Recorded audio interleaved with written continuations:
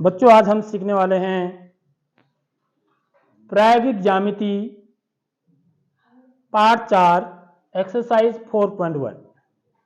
ठीक है, तो कक्षा 8 में आप लोगों को प्रायोगिक ज्यामिति में क्या करनी है, रचना करनी है। किनकी? चतुर्भुजों की। कक्षा 7 में हमने त्रिभुजों की रचना करना सीखा है। ठीक है, यदि हम त्रिभुजों की रचना करना जानते हैं तो चतुर्भुजों की रचना करना कठिन नहीं है, क्योंकि हमें त्रिभुज और चतुर्भुजों की जरूरत पड़ती है ज्यामिति में। समझ रहे हो बात? इसलिए इनकी रचना करनी बड़ी इंपॉर्टेंट बात है। तो कभी भी जैसे हमने त्रिभुजों की रचना करी तो रचना करने से सबसे पहले हम क्या करते हैं बच्चों? एक रफ चित्र बनाते हैं। याद रखना है इस बात को। पहले हमें रफ चित्र बनाना है, फिर उसके बाद फिगर बनाना है, फिर आसान हो जाता है। तो एक प्रश्न क्या बोल रहा है, देखिए, चतुर्भुज एबीसीडी की रचना करो जिसमें AB बराबर 4.5 सेंटीमीटर, BC बराबर 5.5 सेंटीमीटर, CD बराबर 4 सेंटीमीटर, AD बराबर 6 सेंटीमीटर और AC बराबर 7 सेंटीमीटर। तो कितनी भुजाएं आपको दे रखी हैं? 1 2 3 4 5 भुजाएं दे रखी हैं, जबकि चतुर्भुज में कितनी भुजाएं होती हैं? 4। तो एक भुजा एक्स्ट्रा दे रखी है, तो वो भुजा कौन होगी? विकर्ण होगा वो। समझ में आ रही बात? यदि आपको भुजा एक्स्ट्रा दे रखी है तो इसका मतलब आपको क्या दे रखा है बच्चों? विकर्ण दिया हुआ है। तो सबसे पहले मैं इसका एक रफ चित्र यहां पे बनाऊं। क्या बोलेंगे इसको? रफ चित्र कहूंगा। तो रफ चित्र में आप एक चतुर्भुज कैसे भी बना दो, आपकी मर्जी है। ये एक चतुर्भुज है मेरा। ठीक है, इसका नामकरण कर देते हैं हम ABCD।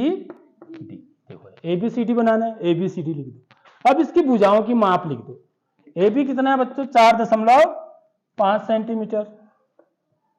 BC कितना है? 5.5 सेंटीमीटर। CD कितना है? 4 सेंटीमीटर। AD कितना है? 6 सेंटीमीटर। और AC कितना है?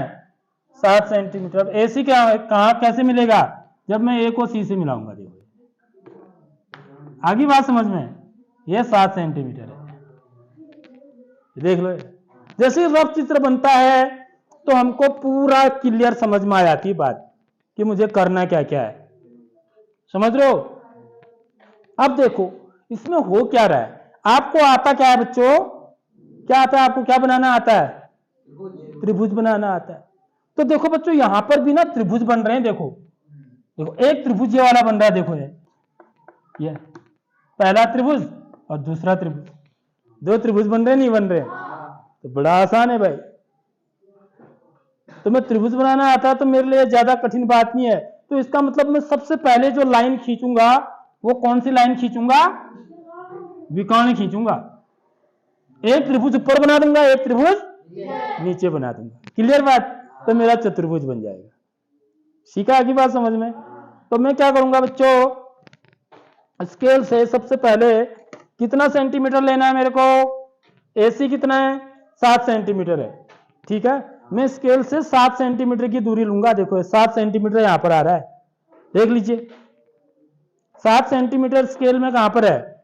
यहां पर है। ठीक है, देख लो।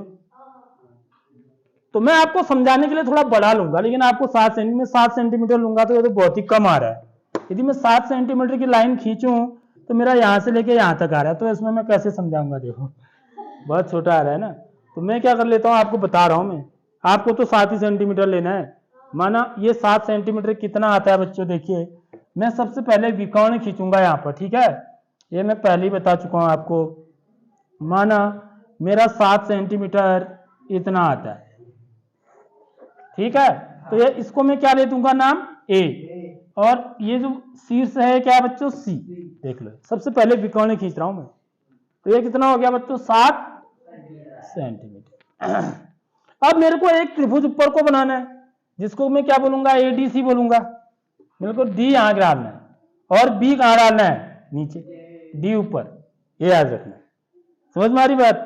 अब मैं किसका इस्तेमाल करने वाला हूं, क्योंकि मुझे त्रिभुज बनाना है जब मुझे 3 भुजाएं दे रखी हो। जब मुझे 3 भुजाएं दे रखी हैं, यह इस त्रिभुज की एक भुजा 7 सेंटीमीटर, दूसरी 6 सेंटीमीटर और तीसरी 4 सेंटीमीटर। जब त्रिभुज की 3 भुजाएं दे रखी होती हैं तो त्रिभुज कैसे बनाते हैं वो मुझे आना चाहिए।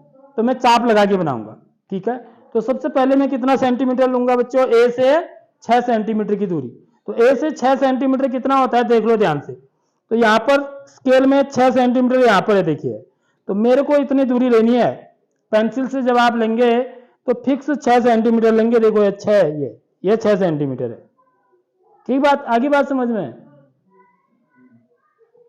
तो मैं थोड़ा सा बड़ा ले लेता हूं, लेकिन 7 से तो कम ही लेना पड़ेगा ना, तो मैं इतना ले लेता हूं। यह मेरा माना 6 सेंटीमीटर का मैंने एक चाप खींच दिया ऐसे।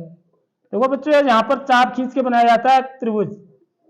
6 सेंटीमीटर का मैं क्या करूंगा, एक चाप डालूंगा ऐसे, ठीक है। और यहां से और भी जरा बड़ा डाल देता हूं, क्योंकि वो वाली भुजा मेरी काफी छोटी है, 4 ही सेंटीमीटर है। समझ में आ रही बात। अब सी से 4 सेंटीमीटर, तो 4 सेंटीमीटर देखिए कितना है, यहां पर है 4 सेंटीमीटर ये। तो आप जब स्केल से नापेंगे, ठीक है, तो 4 सेंटीमीटर ही लेंगे आप, यानी कि यहां से लेके यहां तक ये देखो ये 4 सेंटीमीटर है। तो मैं थोड़ा सा माना मेरा 4 सेंटीमीटर इतना है, ठीक है ये। तो मैं क्या करूंगा बच्चों, 4 सेंटीमीटर की दूरी लेकर के एक चाप ऐसे काटूंगा, ठीक बात। आगे बात समझ में। तो ये मेरा बिंदु क्या हो जाएगा, जहां पर ये दोनों चाप काटेंगे वो बिंदु डी होगा। अब मैं क्या करूंगा, ए को डी से मिलाऊंगा, ए को डी से मिला दूंगा ऐसे, ठीक है। ये कितना सेंटीमीटर लिया था मेरा, 6 सेंटीमीटर। और सी को डी से मिला दूंगा, ये कितना सेंटीमीटर है, 4 सेंटीमीटर। आगे बात समझ में। ऊपर वाला बन गया ना, अब नीचे वाला बना देता हूं। अब नीचे कितना मेरे को चाहिए बच्चों, ए से कितनी दूरी लेनी है मेरे को, 4.5। 4.5 का मतलब कितना हुआ, 4 और 5 के बीच में। देखो यहां पर होता है 4.5, देख लो है, इसको बोलते हैं 4.5। आता है सबको, 4.5 कहां पर होता है, ये देख लो। 4 के बाद जो छोटे छोटे खाने हैं 5 तक, वो लेने हैं आपको स्केल पर, ठीक है। तो उसको मैं क्या बोलूंगा, 4.5। तो माना मेरा ये कहां पर आता है बच्चों, ये मेरा 4 था, ठीक है। इससे थोड़ा बड़ा ले लेता हूं, यहां पर ले लेता हूं, ठीक है। ये समझ रहे हो। तो ये मेरा 4.5 की दूरी मैंने ले ली ऐसे। यहां पर से मैं एक चाप काट दूंगा ऐसे, ठीक। कहां पर रखा मैंने, प्रकार की नोट ए पर, ठीक है। अब बी से कितना चाहिए, सॉरी सी से कितना चाहिए मेरे को, 5.5 सेंटीमीटर। तो 5.5 सेंटीमीटर कहां पर है, फिर हम स्केल पर देखेंगे, 5 और 6 के बीच में। तो माना है मेरी ये दूरी इसके थोड़ी सी कम होगी इससे, 6 से, ठीक है। ये है माना, तो ये दूरी है मेरी 5.5। तो मैंने यहां से एक चाप काट दिया ऐसे, देखो, ठीक है। तो जहां पर ये दोनों चाप कब मिलेंगे एक दूसरे को, यह बिंदु मेरा क्या हो जाएगा बच्चों, बी हो जाएगा। अब मैं क्या करूंगा, ए को बी से मिला दूंगा और सी से भी बी को मिला दूंगा। ये मैंने ए से बी को मिलाया और सी से भी बी को मिला दिया। तो इस प्रकार मेरा ये चतुर्भुज बन गया, ए बी सी डी। देखो ए बी सी डी चतुर्भुज हो गया, और ए सी इसका क्या हो गया, विकर्ण हो गया। वैसे तो ऐसे दिख रहा था, लेकिन जो वास्तविक में जब बना तो ऐसा है। समझ रहे हो बात। तो इसमें सबसे पहले यदि आपको 5 भुजाएं दे रखी हैं, 5 भुजाएं दी होंगी, ठीक है। तो आपको क्या करना है, इसका मतलब एक जो भुजा है विकर्ण है, तो सबसे पहले आप विकर्ण को ही खींचोगे, याद रख लो। सबसे पहले इसको क्या बोलते हैं बच्चों, हम विकर्ण बोलते हैं। तो ये ऐसे भी दिया हो सकता है, ऐसे भी दिया हो सकता है।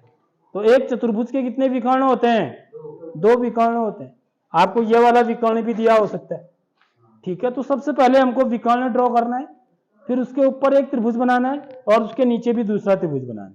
क्यों? क्योंकि हम त्रिभुज की रचना करना पिछली कक्षाओं में सीखे हुए हैं, तो हमारे लिए चतुर्भुज की रचना करना क्या हो जाएगा? बहुत ही आसान हो जाएगा। ठीक बात।